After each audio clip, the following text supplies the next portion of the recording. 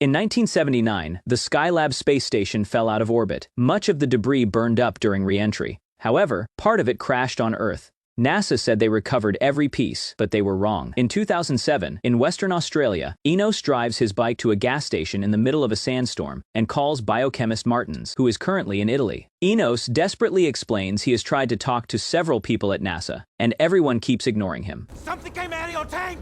Okay, slow down. Can you tell me your name, please, sir? I told the man! I told them all! 6 times I've called already! He tells her that the locals are dying because something came out of the Skyab's tank that crashed in Australia 18 years ago. Martins tries to ask for more details, but the storm gets worse and ends the call.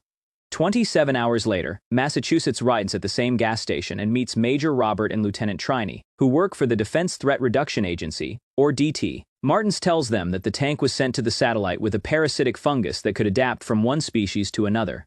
It wasn't empty. It was sent up with a microbial organism, a parasitic fungus that could adapt from one species to another. However, she doesn't think that fungus is what came out of the tank. Now she points out that nobody has been in this area since Enos's phone call, implying everyone is dead.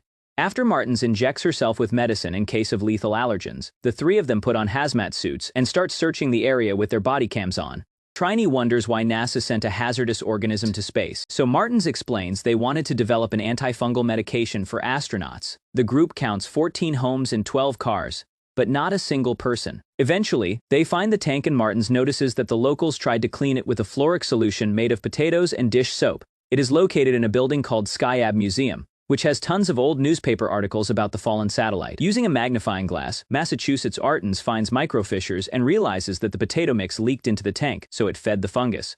With just a little water, it could easily multiply.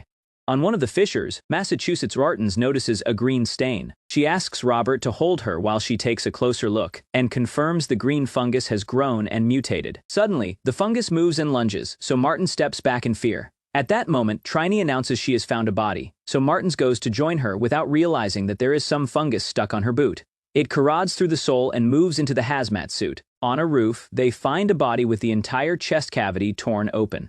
All the skull plates are split too. Robert looks around and discovers that all the locals are dead on the town's roofs.